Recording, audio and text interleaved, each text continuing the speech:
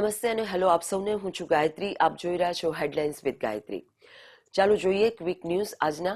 યુએસના મોન્ટાનામાં દહેશતવાળી માસ tragedy.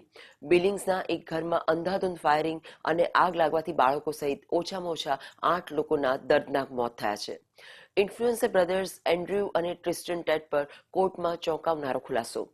Miami કોર્ટમાં તેમના લોયર્સે admit કર્યું કે સોશિયલ મીડિયા પર દર્શાવવામાં આવેલી $50 મિલિયન યેટ અને $12 મિલિયન બુગાટી કાર્સ માત્ર રેન્ટેડ પ્રોપ્સ હતી.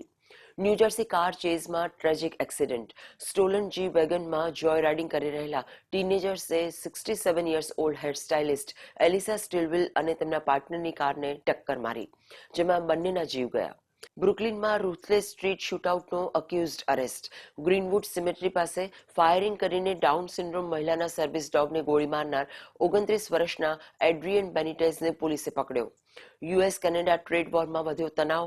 પ્રેસિડેન્ટ ટ્રમ્પની 50% ડ્યુટીના જવાબમાં કેનેડાએ પણ 8 સપ્ટેમ્બરથી $20 બિલિયન અમેરિકન ઇમ્પોર્ટ્સ પર મેચિંગ કાઉન્ટર ટેરિફ્સ લાદવાની જાહેરાત કરી.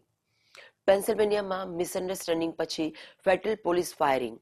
પાર્ટી પછી મિત્રના ઘરની જગ્યાએ ભૂલથી અજાણ્યા ઘરનો દરવાજો ખટખટાવવા પર કોપ્સે 22 વર્ષના અનઆર્મ્ડ કોલેજ સ્ટુડન્ટ ગ્લેન પેશર પર ગોળી મારી દીધી. માયામીમાં શોકિંગ ચાઇલ્ડ અબ્યુઝ અને આર્સન કેસ. પોતાની દીકરીઓ પર ગરમ મીણ નાખવા અને ઘરમાં આગ લગાવવાવાળી ક્યુબન માઇગ્રન્ટ મેલિઝા કોમ્પોઝની અરેસ્ટ કર્યા પછી આઈસે ડિપોર્ટેશન ડિટેનર જાહેર કર્યું. કોલંબો ટેસ્ટના ત્રીજા દિવસે વરસાદ બન્યો અડચણ.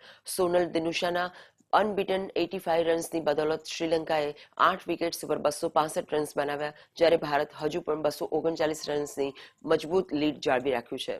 મિત્રો, ટેડ બ્રધર્સના આ fake luxury expose, ultra macho stance અને ફિમેલ બ્લેશિંગ પર તમારું શું કહેવું છે?